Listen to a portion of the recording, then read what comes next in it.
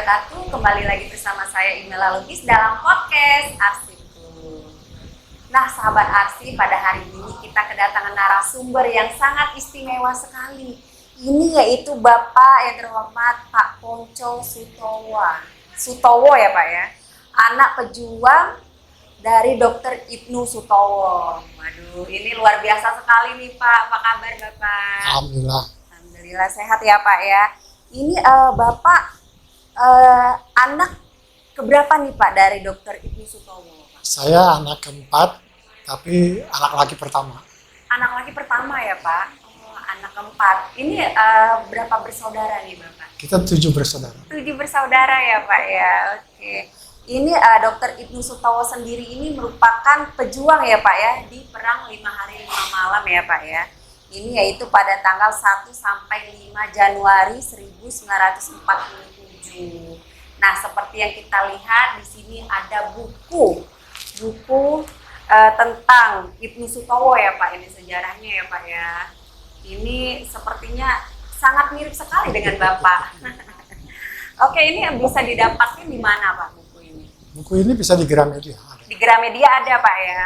Oke. Nanti mungkin Sobat Arsip mau mengetahui tentang sejarah Ibnu Sutowo bisa langsung saja cari di Gramedia.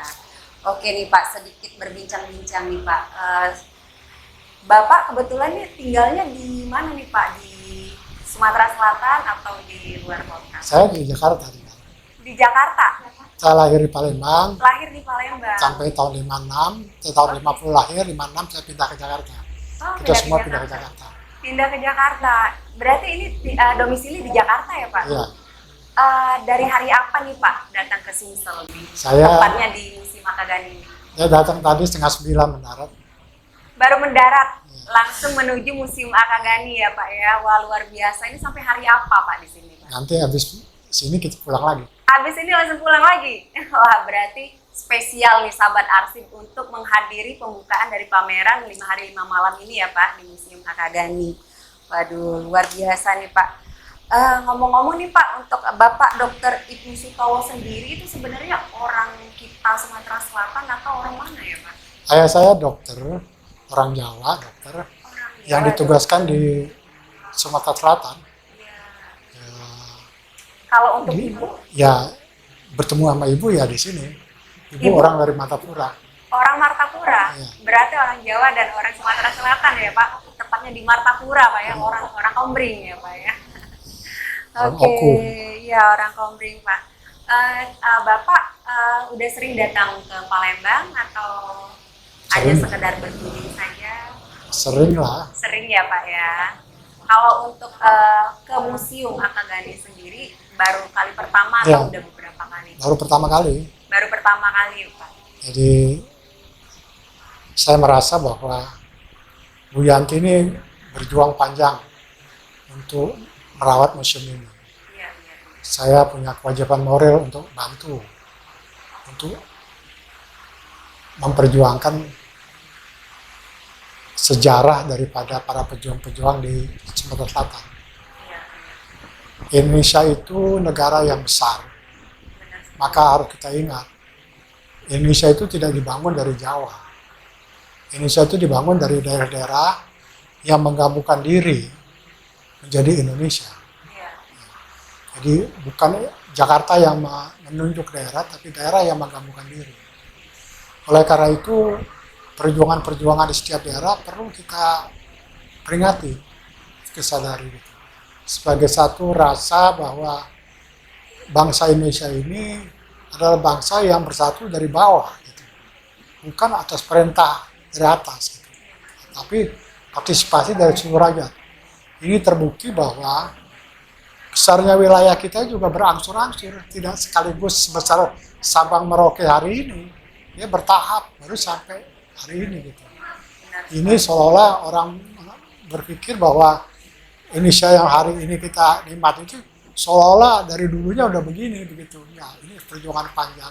Padahal ini perjuangan panjang ya Pak untuk seperti ini. Kebangsaan itu ada satu upaya yang secara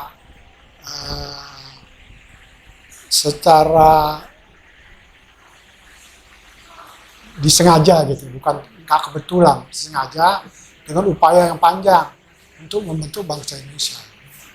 Dan bangsa Indonesia itu satu komunitas yang perlu dirawat. Kebangsaan itu bukan, kalau bahasa budayanya, bukan aktual, dia potensi. Dia hanya potensi.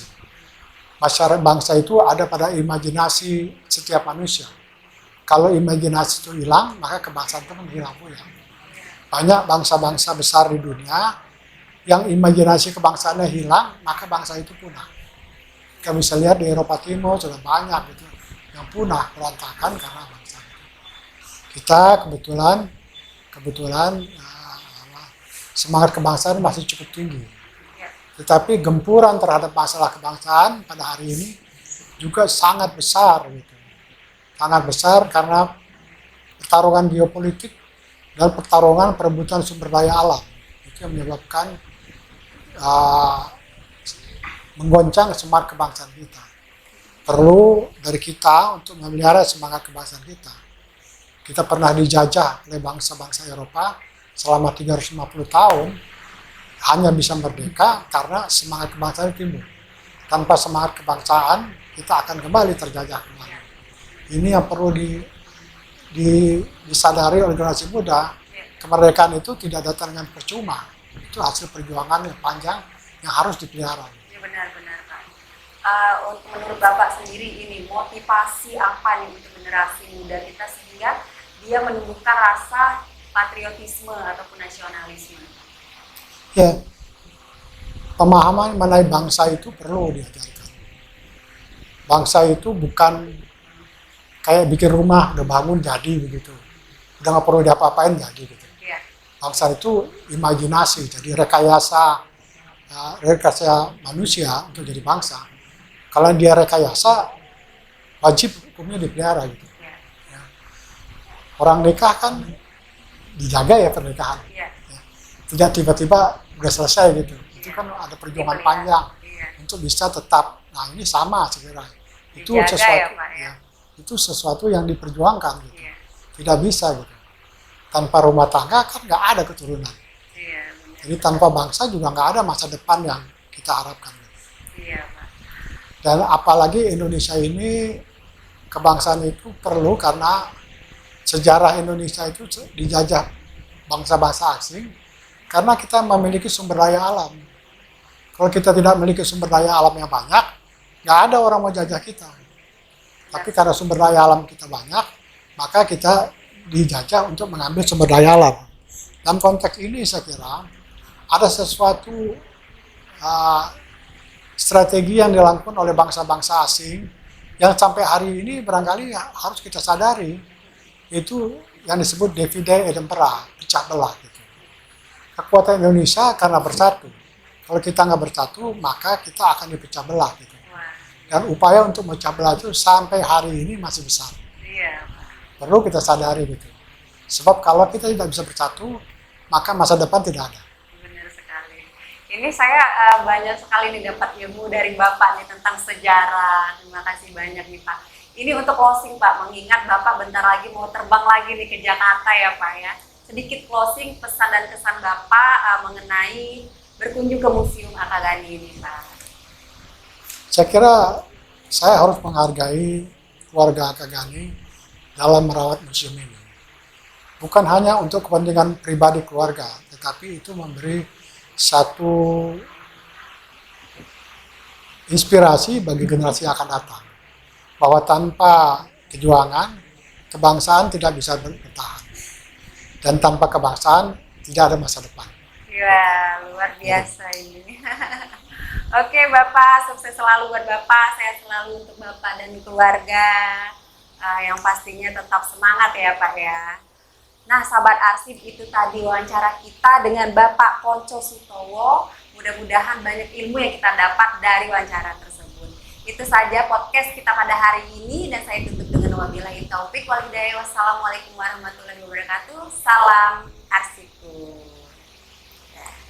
Salam arsip.